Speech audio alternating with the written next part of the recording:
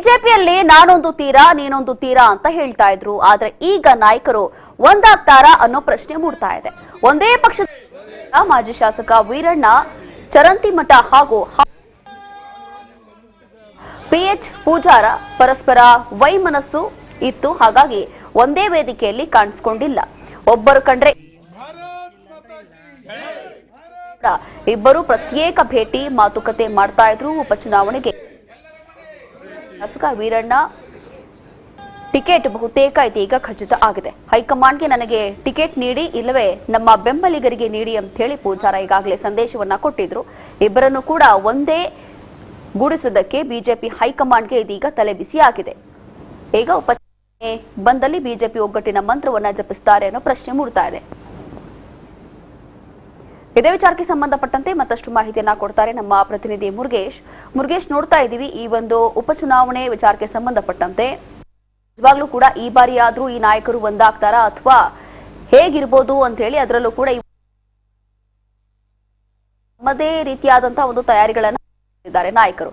ಹಾಗಾಗಿ ಏನಾಗಬಹುದು ಅಂತ ರೋಶಿನಿ, ಈಗಾಗಲೇ ಏನು ಶಾಸಕರಾಗಿರ್ತಂತ ಸಮಯದಲ್ಲೇ HY ಮೇಟಿ ಅವರು ಒಂದು ನಿಧನವನ್ನು ಹೊಂದಿದ್ರು. ಈ ಹಿನ್ನೆಲೆಯಲ್ಲಿ ಕೂಡ ಈಗ ಮತ್ತೆ ಉಪ ಚುನಾವಣೆ ಕಾವು ಇಲ್ಲಿ ಬಾಗಲಕೋಟೆಯಲ್ಲಿ ಜೋರಾಗಿದೆ ಅಂತ ಹೇಳ್ಬೋದು.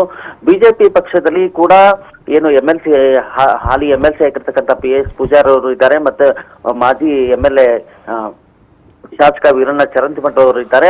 ಪಕ್ಷದಲ್ಲಿ ಒಂದು ನಾನೊಂದು ತೀರಾ ನೀನೊಂದು ತೀರಾ ಅನ್ನುವ ಮಟ್ಟಿನಲ್ಲಿ ನಾಯಕರು ಒಂದು ಇದ್ದಾರೆ ಅಂತ ಹೇಳ್ಬೋದು. ಈ ಎಲೆಕ್ಷನ್ ನಲ್ಲಿ ಕೂಡ ಇಬ್ರು ಕೂಡ ಒಂದಾಗ್ತಾರ ಅನ್ನೋದು ಸಾಕಷ್ಟು ಒಂದು ಕುತೂಹಲ ಕೂಡ ಒಂದು ಮನೆ ಮಾಡಿದೆ ಅಂತ ಹೇಳ್ಬೋದು. ಒಂದೇ ಪಕ್ಷದಲ್ಲಿ ಇದ್ರು ಕೂಡ ಮತ್ತು ಹಾಲಿ ಮತ್ತು ಮಾಜಿ ವಿಧಾನ ಪರಿಷತ್ ಸದಸ್ಯರು ಈಗ PH ಪೂಜಾರಿ ಅವರ ಮತ್ತು ಏನು ಚರಂತಿಮಠ ಅವರ ನಡುವೆ ಪರಸ್ಪರ ವೈಮನಸ್ಸಿದೆ ಅಂತ ಹೇಳ್ಬೋದು. ಹೀಗಾಗಿ ಇಬ್ಬರು ಇಷ್ಟು ವರ್ಷ ಆದ್ರೂ ಕೂಡ ಒಂದೇ ವೇದಿಕೆಯಲ್ಲಿ ಯಾರು ಇಬ್ಬರು ಕೂಡ ಒಂದೇ ವೇದಿಕೆಯಲ್ಲಿ ಕಂಡಿಲ್ಲ ಅಂತ ಹೇಳ್ಬೋದು. ಹೀಗಾಗಿ ರಾಜ್ಯದ ಮಟ್ಟದ ಮುಖಂಡರು ಬಂದು ಇದರ ಪ್ರತ್ಯೇಕ ಬಗ್ಗೆ ಒಂದು ಭೇಟಿ ನೀಡಿ ಒಂದು ಮಾತುಕತೆಯನ್ನು ಮಾಡ್ತಾರೆ ಅನ್ನೋ ಸಾಕಷ್ಟು ಮಾತುಗಳು ಕೇಳಿ ಬರ್ತಾ ಇದೆ ಅಂತ ಹೇಳ್ಬೋದು.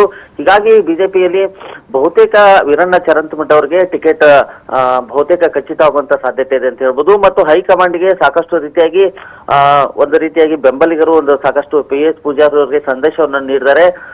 ಇಬ್ಬರನ್ನ ಒಂದುಗೂಡಿಸಿದ್ರೆ ಬಿಜೆಪಿಗೆ ಪ್ಲಸ್ ಪಾಯಿಂಟ್ ಆಗುತ್ತೆ ಅನ್ನೋ ಮಾತನ್ನು ಕೂಡ ಈಗಾಗಲೇ ಅಲ್ಲಿನ ಮುಖಂಡರು ಕೂಡ ಒಂದು ರೀತಿಯಾಗಿ ಹೈಕಮಾಂಡ್ಗೆ ಒಂದು ಮಾತನ್ನ ತಿಳಿಸಿದ್ದಾರೆ ಅಂತ ಹೇಳ್ಬೋದು.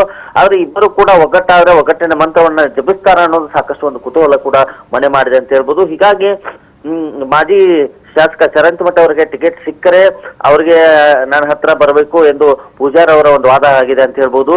ಹೀಗಾಗಿ ಇಬ್ಬರ ನಡುವೆ ಸಾಕಷ್ಟು ಒಂದು ಪ್ರತಿಷ್ಠೆಕರವಾಗಿ ಒಂದು ಬಿಜೆಪಿಯಲ್ಲಿ ಮಾರ್ಪಟ್ಟಿದೆ ಅಂತ ಹೇಳ್ಬೋದು. ಹೀಗಾಗಿ ಏನು ಪೂಜಾರಿ ಮತ್ತು ಚರಂತಿಮಠ ಅವರು ಇಬ್ರು ಒಂದಾಗಿದ್ರೆ ಮಾತ್ರ ಬಿಜೆಪಿಯಲ್ಲಿ ಅವರು ಒಂದು ಉಪಚುನಾವಣೆ ಗೆದ್ದಲು ಸಾಧ್ಯ ಅನ್ನೋದು ಸಾಕಷ್ಟು ರೀತಿಯಾಗಿ ಇಲ್ಲಿ ಜನರ ಅಭಿಪ್ರಾಯ ಆಗಿದೆ ಅಂತ ಹೇಳ್ಬೋದು. ಹೀಗಾಗಿ ಇಬ್ರು ಒಂದಾಗ್ತಾರ ಅಥವಾ ಮತ್ತೆ ತಮ್ಮ ಪರಸ್ಪರ ವೈಮನಸ್ಸನ್ನು ಮುಂದುವರ್ಸ್ಕೊಂಡು ಹೋಗ್ತಾರ ಅನ್ನೋದು ಸಾಕಷ್ಟು ರೀತಿಯಾಗಿ ಈಗಾಗಲೇ ಒಂದು ಕುತೂಹಲ ಮನೆ ಮಾಡಿದೆ. ಈಗಾಗಲೇ ಮಾಜಿ ಸಚಿವರಾಗಿರ್ತಕ್ಕಂಥ ಈಗಾಗಲೇ ನಿಧನ ಹೊಂದಿರತಕ್ಕಂಥ HY ಮೇಟಿ ಅವರ ಕುಟುಂಬದವರಿಗೆ ಒಂದು ಟಿಕೆಟ್ ಅನ್ನ ಕಾಂಗ್ರೆಸ್ ಪಕ್ಷದಲ್ಲಿ ನೀಡ್ತಾರೆ ಅನ್ನೋದು ಈಗಾಗಲೇ ಒಂದು ರೀತಿಯಾಗಿ ಖಚಿತವಾಗಿದೆ. ಆದ್ರೂ ಕೂಡ ಇಲ್ಲಿ ಬಿಜೆಪಿಯಲ್ಲಿ ವೈಮನಸ್ಸು ಇರೋ ಕಾರಣ ಸಾಕಷ್ಟು ಒಂದು ಗೊಂದಲಮಯವಾಗಿದೆ ಅಂತ ಹೇಳ್ಬೋದು ರೋಶಿನಿ.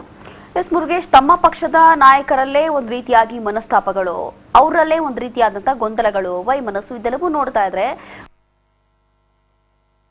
ಇರ್ಲಿ ಅದೊಂದು ರೀತಿ ಅವ್ರಿಗೆ ಅಥವಾ ಬಿಜೆಪಿ ಪಕ್ಷಕ್ಕೆ ಒಂದು ರೀತಿಯಾಗಿ ಮೈನಸ್ ಪಾಯಿಂಟ್ ಆಗಬಹುದಲ್ವಾ?